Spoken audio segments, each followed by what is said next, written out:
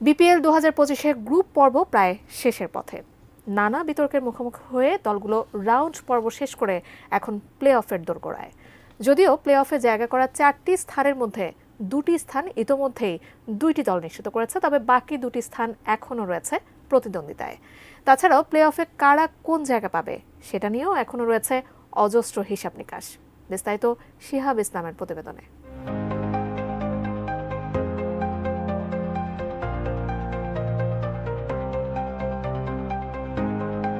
BPL 2025-এর league পর্ব এখনো শেষ হয়নি, তবে প্লে অফের পথে দাঁড়িয়ে থাকা দলগুলোর জন্য হিসাব নিকাশ এখনো চলছে।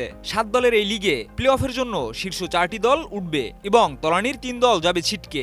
গতকাল পর্যন্ত শেষ 2টি দলই প্লে অফ নিশ্চিত করতে পেরেছে। রংপুর রাইডার্সের টানা 8 ম্যাচ জয়ের ফলে প্লে অফ নিশ্চিত এবং ফরচুন বরিশাল যারা সিলেট স্ট্রাইকার্সকে হারিয়ে শীর্ষ 4-এ স্থান নিশ্চিত করেছে, তবে তাদের শীর্ষ 2-এ অবস্থান এখনো নিশ্চিত হয়নি। রংপুর রাইডার্স 10 ম্যাচে 16 পয়েন্ট নিয়ে প্লে অফ নিশ্চিত করেছে।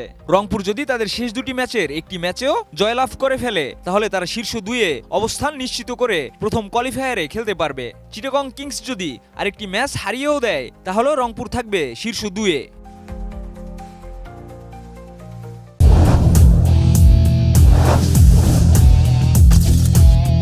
ফরচুন বরিশালও 10 ম্যাচে 16 পয়েন্ট নিয়ে তাদের প্লে অফে থাকা নিশ্চিত করেছে। চিটাগং কিংস বা ঢাকা ক্যাপিটালস যদি বরিশালকে আরেকটি ম্যাচ হারিয়েও দেয় আর ফরচুন বরিশাল যদি আর কোনো ম্যাচ জয় নাও ছিনিয়ে নিতে পারে তাহলেও তারা শীর্ষ 2-এ থাকবে। দুর্বার রাজশাহী 12 ম্যাচে 12 পয়েন্ট অর্জন করে তাদের ভাগ্য এখন অন্যদের হাতে ঝুলছে। খুলনা টাইগার্সের শেষ 2টি ম্যাচের ফলাফল ও চিটাগং কিংসের পারফরম্যান্সের উপর নির্ভর করছে রাজশাহীর প্লে অফের স্বপ্ন।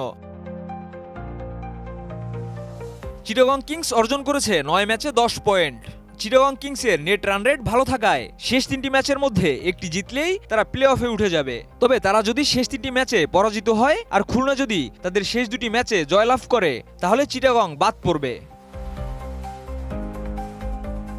খুলনা টাইগার্স 10 ম্যাচে 8 পয়েন্ট নিয়ে আছে ঝুঁকিপূর্ণ অবস্থানে। খুলনা টাইগার্সের শেষ 2টি ম্যাচে জয় পাওয়া প্রয়োজন, কিন্তু তাদের প্রতিপক্ষ হচ্ছে রংপুর রাইডার্স ও ঢাকা ক্যাপিটালসের মতো দল। যদি তারা 2টি ম্যাচে জয়লাভ করে এবং চিটাগং 3টি ম্যাচই পরাজয় বরণ করে তাহলে খুলনা টাইগার্স যাবে প্লে অফে।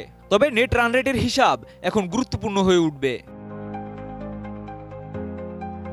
ঢাকা ক্যাপিটালস 10 ম্যাচে 6 পয়েন্ট নিয়ে অবস্থান করছে পয়েন্ট টেবিলের 6ষ্ঠ নম্বরে।